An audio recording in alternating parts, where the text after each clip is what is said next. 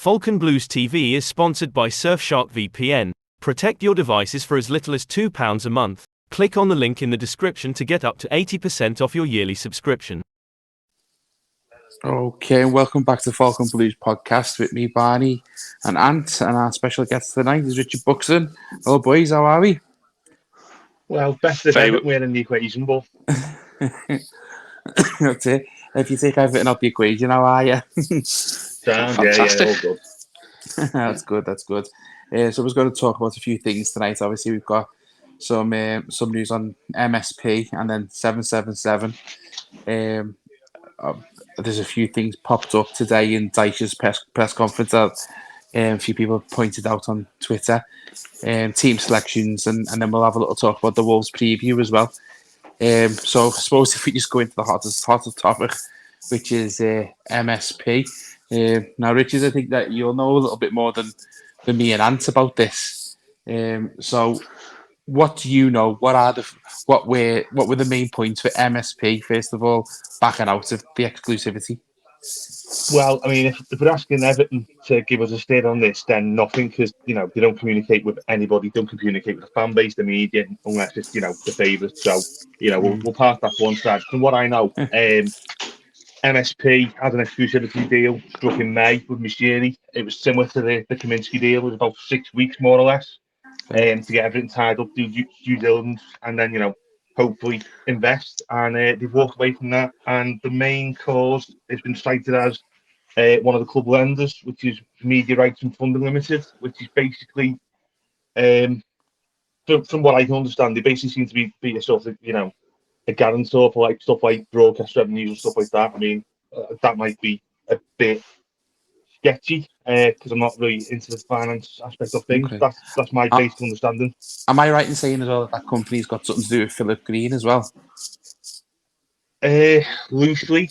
I mean, I think there must be. I mean, the thing is, what you got to remember is that this company was brought through the gates of Goodison by Bill Kenwright under Kenwright's administration. So this probably is a link to Phil Green that's probably not as direct as a basic Google search to bring up, but it's always there, isn't it? Phil Green was in the background at Everton for numerous years, and it was only really when Robert Earl buggered off when Mishiri bought him out and a few of the existing shareholders and diluted Kenwright's shareholding that his influence disappeared.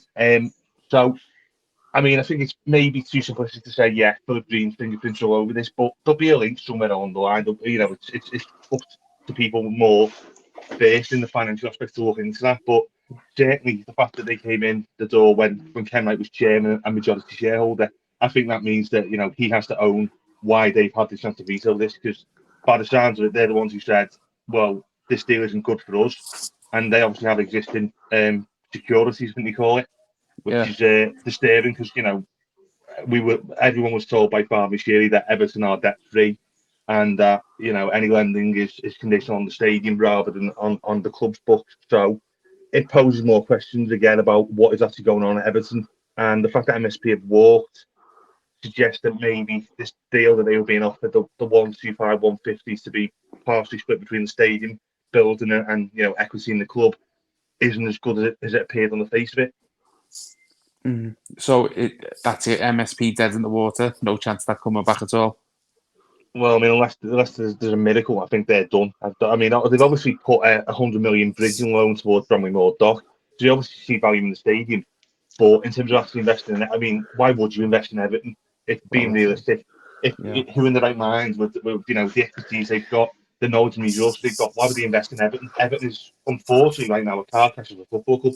The stadium's different. The stadium's got some appeal commercially. Everton doesn't. Everton's got an FFP investigation over it. Spag allegations 2 years running. I mean, who in the right mind, unless you're a misty-eyed Evertonian who's got a few quid in your back pocket, who would invest in Everton realistically? Or unless someone, can see it for, nefarious ends. Well, I was thinking along the lines, would it be that it's a massive business to take on and for fairly cheap, I suppose, when you look at some of the prices getting ones at about for other clubs. Would that not be a good interest for future investors or future takeovers? 10 years ago, yeah. I mean, when you look at some of the clubs that were sold in the past 15 years, Man City to Abu Dhabi, Liverpool to Premier Sports Group, albeit that was via a court-ordered sale. There was benefit there, but they were big clubs with competitive standing. Everton haven't been competitive for a long, long time. You disregard maybe the Moyes era. There isn't a great deal, which makes people think, yeah, this is a good market to buy into. It's not like Man City, where the name Manchester carries a lot of currency because of Man United, and the chance to, if you've got the right backing and the right investors, you can sort of disrupt the old order, like City did with Abu Dhabi. Everton, second team in a city whose name is synonymous with the local rivals. A fan base that's not really as big as maybe Liverpool's is. Well, it's definitely not as big as Liverpool's is. Potentially didn't have the level of growth that Man City's seen, because they haven't got the chance to turbocharge it. I think it probably doesn't look like a good investment unless you're a bit more of an organic sort of owner and you think you can build it from the ground up. And to do that, you're gonna have to do a lot of gutting, because from top to bottom, Everton is rotten as a club. You're dripping out and starting again. Recruitment, the director of football, the board, the squad. It is a big mess. It's not just a case of you replace the directors and then Everton starts fresh. It's more of it's a long-term project, and there's not going to be any quick returns on that one. No, I mean it's managed decline, isn't it? At the end of the day, Richard, that's what's happened at Everton Football Club over the last 15, 20 years. It's as simple as that.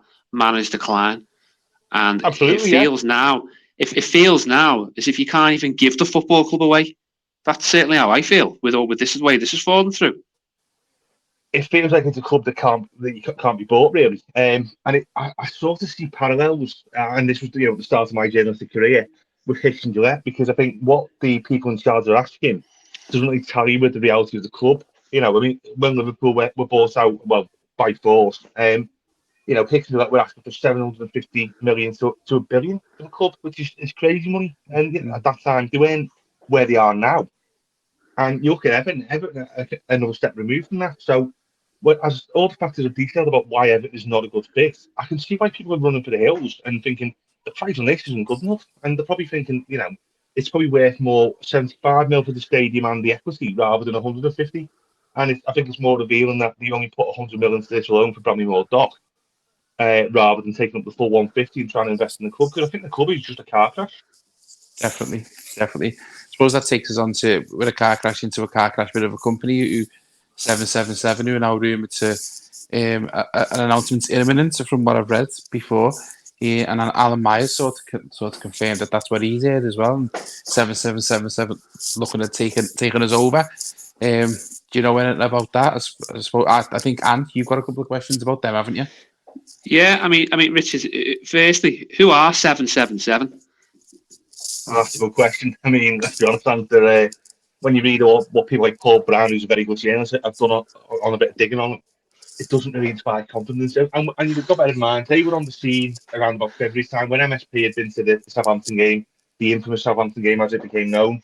They were on the scene, and we heard about their interest, and they were very forthcoming in terms of obviously confirming their interest. And once you knew their interest was there, you put it out there on Twitter, and I got hammered by Italian fans of Genoa, of fans of the Brazilian club. I forget which one it was. I think it might have been Corinthians, who've got their own problems. They were obviously under the ownership of Tom Hicks, formerly the Liverpool owner. So they know about bad owners. And even they were sending me messages in Portuguese saying, "Oh God, these guys are buying more clubs. We're going to get left behind even more." And when you look into the details, I would say Paul Brown's done an excellent job on them, digging up, the personal histories of some of the people involved. And it doesn't look great. I mean, I know Genoa got promoted to Serie A last season, but it doesn't look great. Standard Liège are another club on their radar, and I think they're almost like a City football group light. So obviously this company that owns Man City and owns Girona and Melbourne City and New York City and all this portfolio clubs worldwide, they look like a watered down version of that from what I've seen of them. But I wonder if that's because that's the perception. They've been quite forthcoming, but the past few months, we haven't heard a peep out of them. I mean, when MSP were close to the exclusivity agreement, they went deathly quiet. 777 was sort of still quite happy to speak to journalists, not just myself, but others who were at the patch. And once MSP got that deal, they went quiet, and now there's not a great deal coming out of them. which is concerning because that suggests that something is imminent. I don't know if it'll be a full takeover. I think maybe the 25% equity for 150 million is probably more likely. But obviously, then it might be less if they waive the right to invest in Bromley Moor Dock, because obviously you can't have two rival parties being co-partners in the having a share in the stadium bills. I think it'll cause a lot of problems on the line. So I can see it being more club orientated than stadium orientated with 777 if they do come in. But I think takeover, I would be amazed if it is a takeover, because McSherry's showing he's not going to budge anytime soon. He'll dilute his shareholding, absolutely, but he's not going to budge anytime soon, and that's concerning because, I said it last night, there's two people who are responsible for Everton's downfall. Excuse me. As Farham Machine and Bill Kenwright, it's a joint enterprise. One brought on the other, one begat the other. So those two are thick as thieves, and they're the reason why the club is sort of spiraling out of control, and has been for a number of years now. So I don't think Machine's going to walk away. I mean, I'll be honest, I was surprised he wasn't on a TalkSport briefing Jim White, as you normally do on these things. Great. That was the first. I actually did tune to TalkSport for my sins this morning, thinking he'll be saying something on here in a minute, and then after about 45 minutes, I thought it's not happening, so I turned it off. But saved me sanity a little bit. But I do get the feeling that 777 will be the ones who come in, but whether it's an immediate takeover, and I doubt it. I think it might be more of a phase takeover, and over time they will buy out Machiri. But as I say, the track record with the clubs they've got, it's very hit and miss, and I'm not hopeful that they'll be good owners. I mean, they could be better than what's currently in place now, and has been in place for the past 20 odd years with Bill Kenwright, but are they better long term? I'm really not sure. And I'm concerned generally about where this leads. Yeah. I mean, that's pretty concerning that to hear that. It doesn't fill anyone, I think, with any confidence whatsoever. But I think the main thing at the moment is that we get rid of these two that are at the helm. Certainly, my opinion would be that we need to get rid of them and to start again, because they're ultimately absentee landlords. And as far as I'm concerned, the buck stops with them at the moment. So the quicker they are out, and these are my personal opinions, obviously, the better. Yeah, but it's a bit of a be careful what you wish for thing. I hate that. Of course, it is. All the Kenwright acolytes push that line. James Sharp was pushing it years ago, and it really breaks me. But I sort of get it because I've seen it happen before. I saw David Moores, similar to Kenwright, couldn't really drag the club into the 21st century. Was under pressure to sell, sold to what he thought was good owners. They turned out to be even worse than him, and then it took them, that club a few years to recover and heal. Everton, if they get another set of bad owners, bear in mind they've had Johnson, Kenwright, and now Machiri. If 777 come in and are as bad, if not worse, I fear where that takes Everton. I mean, it's now 2 relegation battles on the trot. It could be 3, and the third one could be unlucky. Yeah. It's just a mess, aren't we? Like a complete and utter mess. I don't think there's not one positive word you can say about Everton Football Club now, is there? No, there's absolutely no positive word you can say about Everton Football Club. Even the stadium, with all the news that's going around recently about the investments, you do begin to question: are we really going to be in that stadium? Are we really going to be there playing football? I don't understand the whole investment thing, because I thought that when Everton was signed and sealed with Leanne Rourke, we got a guarantee of, like, I think it's the only ever contract where the contractors agreed that we wouldn't get charged any more than the 550 million that we were quoted. So and apparently that was all done and dusted. So I just don't get it. I don't get where all this is coming from. I mean, just in terms of stadiums, I mean, Tottenham's ground was going to be 500 million, and it became the best part of $1 billion. And projects do overrun. I mean, I wouldn't like to be the accountant having to work on, some of the projects that have been done. Manchester City South Stand being one, across the park, that being another one.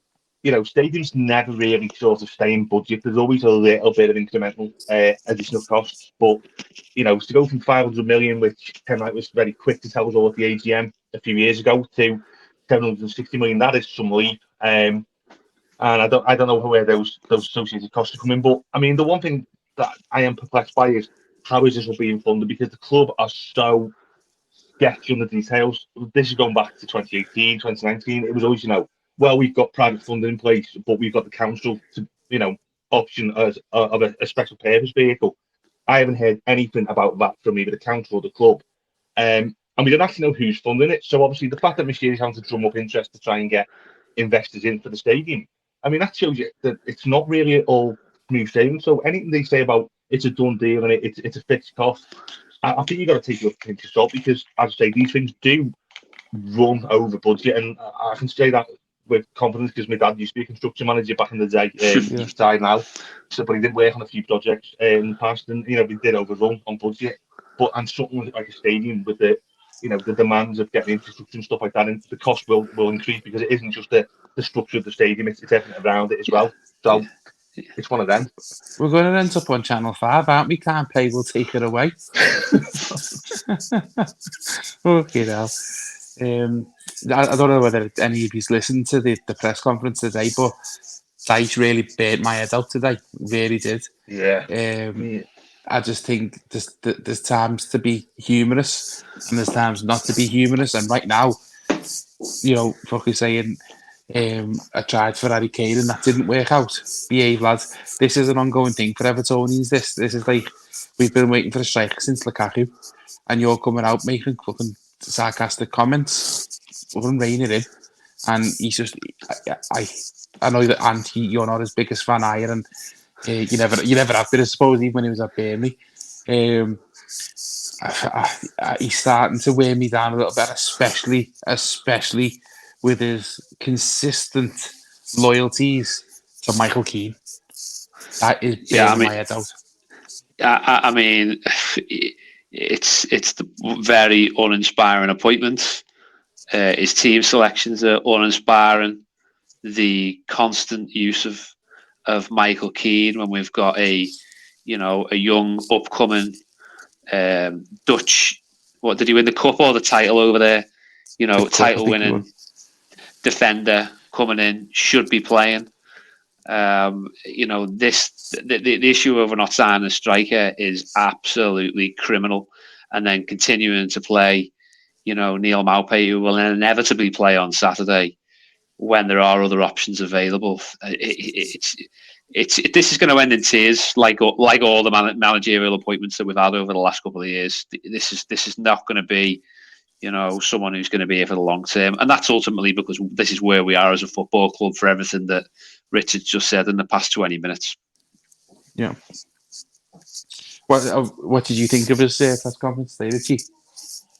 Cringeworthy. I mean, to be honest, it's not been great. I mean, when he came in, I thought, it makes sense. Everton needs someone who can keep things ticking over and get a few mid-table finishes season upon season, and then when the club is in a position to sort of build and progress, rather than running before you can walk, then he'd be at the door. So I thought for a few years he'd be a good option, but the points per game return last season wasn't spectacular, and I find it really frustrating the way he comes up with these things about alignment. He goes on about alignment, and it's almost like he's saying, come on, let's all be together. It's almost like 5 to midnight on New Year's Eve, and your mates sparked it out in the nightclub, and because midnight's coming. I've used this analogy a few times with Everton because this is what it's like. It's it's all kicked off, and then the clock's going to strike 12, and let's all be mates together, and Everton's forgotten. It doesn't work that way in football. It doesn't work that way with Everton. And that's the feeling I get with Dyche. He's trying to push the alignment angle because he thinks that's what everyone wants to hear. You want a bit of, solidarity and a bit of community, essentially. And I think that Harry Kane comments, I know people will be split on it. I just think it was so flippant. I know it's part of his style of interviewing when he was at Burnley, and he came across quite well in that interview, but it's so flippant.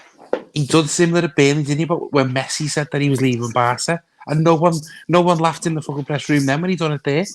So I don't know why you think it'd be even funnier now at Everton, who genuinely haven't had a striker for 5 years, 6 years. I think it's his way, but at the same time, I mean, it's not great, is it? The manager's almost ripping the club, essentially. Read the room, Sean. Yeah, exactly.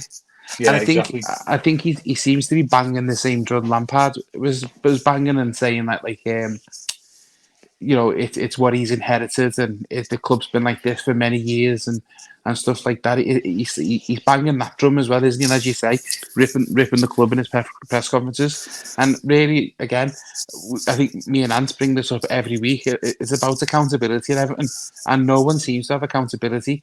he's blaming obviously the finances and whatever else, but then he's got to be accountable for the team selection that he's making on a Saturday. When I think I play for the Falcon over 35s in Kirby, and the two centre halves that are in our team are better than Michael Keane. You know what I mean? And they've got massive beer guts. Probably This is quicker the than him problem, as though. well. This is the problem, though. Like, there is no accountability at any level of the football club, and it comes from the Correct. top. The chairman isn't accountable. The majority shareholder isn't accountable. The former CEO wasn't accountable. The former finance director wasn't accountable. The communications team aren't accountable. There's a communications manager there who doesn't have to communicate. The director of football isn't accountable. We've been hearing about this 120-point plan, and he's going to do an interview for the fans, and it's all bluff essentially. Yeah. I think Dyche is falling into that trap himself a little bit. Yeah, It's definitely. smoke and mirrors. That's what Everton Football Club is. That's what we've become over the last decade. We're smoke and mirrors. Accountability. There's no accountability, and you know what? People are just not bothered anymore as well. That's the real sad thing, because that's what it's getting to, and people are losing interest very, very quickly. Yeah. Sorry, Ab. No, go on, Barn.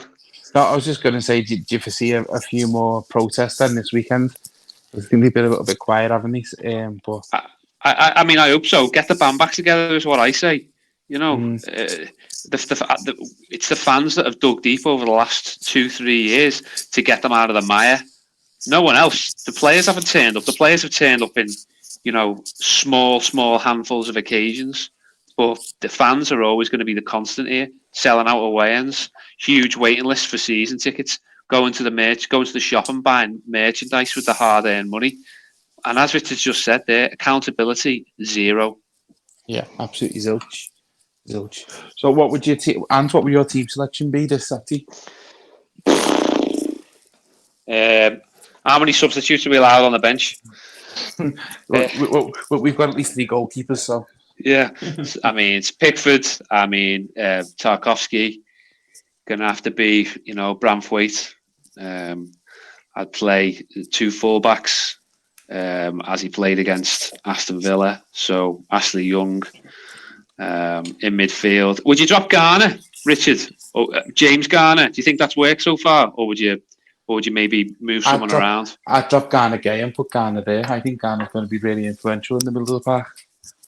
Yeah, I think James Garner's. I think he's got the potential to be a really, really influential player for Everton. I think the issue is that Dyche and Lampard before him had this habit of playing the same old faces, and I mean, just again, he's not had a great time since he's come back. You look at some of the mistakes he's made in the past 12 months, especially. You look at some of the errant back passes he played before Lampard got sacked. I think they were really, really costly. And those games could have changed without those mistakes, potentially. Right, maybe at home, not so much. But I get the feeling that Gay's been brought in because he was the player he couldn't replace when he left in 2019. And he's not the same player. Similar to when Rooney came back, he was never going to be the same player that he was when he left because of the advantage of time. And obviously, he's played a lot more games. And players do get burnt out when they're having this cycle of a game every 3 days and playing Champions League and cups and whatnot. So I think it was a bit of a mistake bringing him back, but that's where they get in hindsight. So,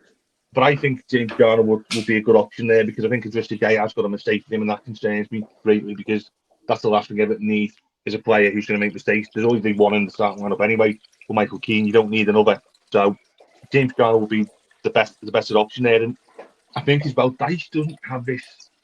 He's reticent to play Iwobi midfield and in the sort of 8-10 role that he's admitted he's more comfortable in. And we've seen, shunt out onto the wing where he doesn't really do much and he's quite ineffectual. So I think there's a lot of things that need to change in terms of the personnel and how they line up for Everton to get a result Saturday. But I do think James Garner in holding midfield wouldn't be a bad option. Yeah, I agree. Who plays up front then? Neil Maupay, Jim Ritty?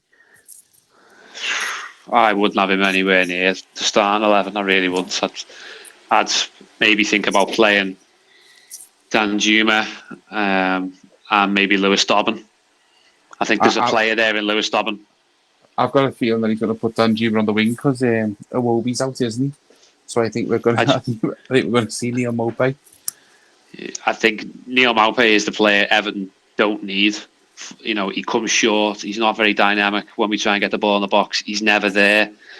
You look at how when a Calvert-Lewin was at his most effective, he was told by Carlo Ancelotti, wasn't he, to be in the 6-yard box in between the between the goals, and he scored a load of goals. He had his most successful season for Everton.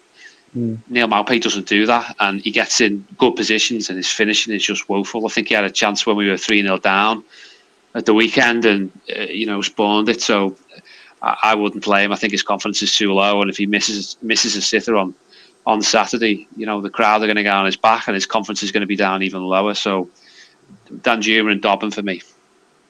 The problem with Maupay is that Everton went long a lot in the back in the last season, and even under Lampard they were going long. And Maupay's 5'7", 5'8". You expect him to get on the end of a long ball for Michael Keane or Dean Tarkovsky. It's pie in the sky, and unfortunately he's a victim of circumstance, because I think the idea was when he was brought in that he would play alongside Calvert-Lewin. And I think that's the profile players that Everton have been looking at, Casey Butcher Adams, they're not out and out number 9s. They are sort of second strikers, and I think that they're falling into a familiar trap there, because you're just going to end up with another Neil Maupay, albeit someone who's a bit more prolific, but he's not the main striker. And if you're going to be kicking it along to him as well, you're going to end up with the same result. And that's why I think that the thinking at Everton is so muddled, because you should be targeting someone who's a similar profile to Calvert-Lewin in terms of physical stature, which Jimmy does look like he could be, but as Dice said today, he's not ready. So that sort of rules him out. So you're back to Maupay. I mean, it's just... How can a 19-year-old not be ready? He's had a full pre-season with Sporting Lisbon. It reminds me when Moyes sent Ross Barkley on about 105 loans to the Championship because he wasn't ready, and he was like 2021. And he was like, he's not ready yet, he's not ready. And we go into things down every week, and Moyes would say, we sent him on loan to Sheffield Wednesday because he's not ready yet. We sent him on loan to Leeds because he's not ready yet. And it just feels like that sort of, overly protective approach isn't going to help. You need to have players who are rough and ready. But, the flip side is, because he's saying Timothy's not ready, Lewis Dobbin's going to get thrown in there now. Now, I've seen bits of Lewis Dobbin when he was on loan at Derby. He obviously came up to a League Cup game at Anfield, and he looked quite handy. But you're expecting this kid to lead the line when there's a 19, 20-year-old who's not even going to be involved because apparently he's not ready for the big of English football. I mean, it doesn't exactly send out a great message that he's probably got more experience at an elite level than Dobbin, who's been in the Championship League One, and he's being thrown at the deep end. It just smacks it again. You don't know what to do again. Go on, Richard, while we're on with talking about strikers, what do you know about Beto? That was my question, Ant. Great minds. It reminds me a little bit of the Alan Shearer bid in 1996, where they're putting a bid in for the player that they're not going to get because they're putting a bid in that's too low, because the selling club a higher premium, essentially. I think that the talk in Italy was £35 million, which is... Well, that's his buyout clause, isn't it, in his contract? Which is probably close to about... I mean, my exchange rate is woeful, but, it's 31 million. Well, no, it's £35 million is what they said. It's not €35 million. Oh, right. No, if it's €35 million, I think I'll be able to calculate it easy because I get paid in euros from one of my employees, so it's a bit of an easy one to do from that respect. But £35 million, and Everton are putting in lower bids, so it feels a bit like this year thing where we tried, and that just is how it's coming across. It could change before the deadline, but it depends how desperate Everton get and how willing they are to sell. But it does just feel like another one of those. We tried. I don't think the actual intent to go out there and buy him. And same with Jay Adams. When you see the suggestions that Southampton were only asking for about $5 million up front, why would Everton not bite their hand off for that deal? Because $5 million to solve your striking issues, even if he only comes in as a makeshift option until Calvert-Lewin's fit and then plays off Calvert-Lewin when he's ready. I mean, it's a no-brainer. So I don't know why the haggling over it. But again, it's that thing, isn't it? The more obsessed with window dressing than actually, going into the shop and buying something. Yeah, definitely. I'm just, while we're still on transfers, and we don't mind, the last couple of windows we've seen Richarlison go, Starboy left for Newcastle. Can you see any, shock, big money leaves Everton Football Club over the next 10 days or so? I don't think they can afford to sell anyone. I think Holgate to go. I don't think major sellings, but I think Holgate to go. I mean, even then, I think that's a stretch because I think for some reason every Everton manager, it's similar to the Tom Davis situation a few years ago. Every Everton manager who comes in, he seems to have some trust in Holgate, and I never understand it. But he's not getting a look in because obviously Tarkovsky's in there now, and Keane's back to being the golden boy. But I just get the feeling that if they were going to sell anyone, they probably would sell Branthwaite because he's got a higher return. I don't think they'd sell Holgate because his return will be minimal. But even then, I don't think they can afford to sell players because if they get a couple of injuries in the bench, that's it. You're back to the situation of playing midfielders there. Good point. Good point. Yeah, very good point. So on to the Wolves preview now. Then after we've had all that doom and gloom, maybe we can try to cheer ourselves up with that. Because they're not in great form, are they? I suppose they played well against Man United, possibly could come away with a point, but then got absolutely trashed on the next game.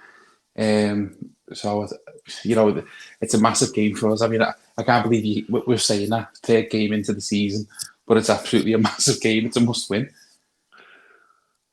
August bank holiday, 6-pointer. Did you think you'd ever say that? No. Probably after the last two seasons, we are where we are, but I'm absolutely dreading Saturday. Absolutely dreading it. They got hammered by Brighton. But a lot of teams will get put to the sword by Brighton. Lost to Man United again. No real disgrace, but they've got some quality in that team. I think Everton are going to get beat on Saturday. I really do. I think they're going to get beat 1-0. I love anti-optimism every week. I think it'd be a close one, but I think it's going to be 1-0 either way. My heart's telling me Everton, so I'll stick with that. Richard, what's your prediction? I think I'm the same. It's going to be 1 goal, but I think it'll be Wolves just based on how the last 2 games have gone. I spoke to Dave for the fan reaction on after the Fulham game, and I just said it's the same problems over and over again, and I can't see it being any different. The only sort of saving grace is obviously there's obviously the midfielder that's going to City.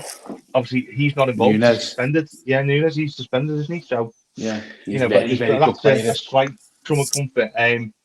That's about it really. There's not really a great deal to hang your hat on. As you say, Wolves did look good against Man United, but I think that's more reflective of where Man United are as a club rather than how good Wolves were. I think it's similar to Everton. If they get results at Goodison, I don't think it's a great achievement. And I think it was reflected in how they got absolutely turned over last weekend. But again, it just feels like it's all setting up for another Wolves win. Okay. So I was listening to TalkSport today, the drive home, and I'm like you, Rich. I'm sure that they're on the winds up sometimes. But that Andy Goldstein was saying, would any Evertonian right now take a relegation and a complete and utter restart if it meant you were guaranteed to come back into the Premier League after next season? So you'd win the Championship next year. So I suppose that's me random question to you, Rich. Would you take that? No, because it doesn't happen that way. You look at the teams who've gone down and come back up, Burnley, Newcastle. They've never, Norwich even, they've never had complete overhauls. No. Newcastle, case in point, they'd only got a change of ownership 2 seasons ago. They were already established in the Premier League. They weren't in the middle of a sort of transitional period like Everton are supposedly are. If you believe Farhad Moshiri, the way he was talking in June about this is a transitional period, and that's why I'm keeping Bill Kemmite on and blah blah blah. But it doesn't happen that way. I think if you were going to reset and regroup, it's going to take years. So Everton going down, I don't think that would be appealing because you lose your status as a top flight club for the past 70 years. You lose your status as a Premier League final member, which is 31 years. 32 years it'll be at the end of this season. And the issue is that if you try and rebuild, you're going to end up like every other country tale. You're going to end up like Coventry. You're going to end up like Sunderland. You're going to have all these clubs who've got these brand new shiny stadiums who went down to the Championship, even dropped down to League One, League Two, and haven't come back up yet. And if they do come back up, then it's going to be probably another 10 years. So short answer no, but long answer is what I just told you. Yeah, definitely. I think there wasn't one Evertonian, and I don't think there is one Evertonian who'd take that anyway. For the reasons you've cited, and just for the fact of I don't fancy going to Rotherham on a Tuesday night either to play the game to play. But yeah, there was. I think I had one more question, but I can't remember it now. You got any question, Dan? No, I think we should rename this podcast "Zero Accountability" because that just seems to be on repeat every week, doesn't it? About Everton Football Club. It does. It certainly does. Yeah, definitely. Well, hopefully, we can turn our little optimism into a bit of happiness on come Saturday at 5 o'clock. Yeah. Is it Saturday? We Saturday kick off? No, it's Sunday. Yeah. Saturday 3 o'clock, aren't we? Yeah. So hopefully, come 5:30, we'll all have a smile on our faces anyway. Richie, thanks very much for coming onto the podcast. It was great to hear your opinions and your views. No worries, I just wish it was a happier subject this time, but hopefully next time it will be. Yeah, definitely. And I'll see you over the weekend, lads. Good evening.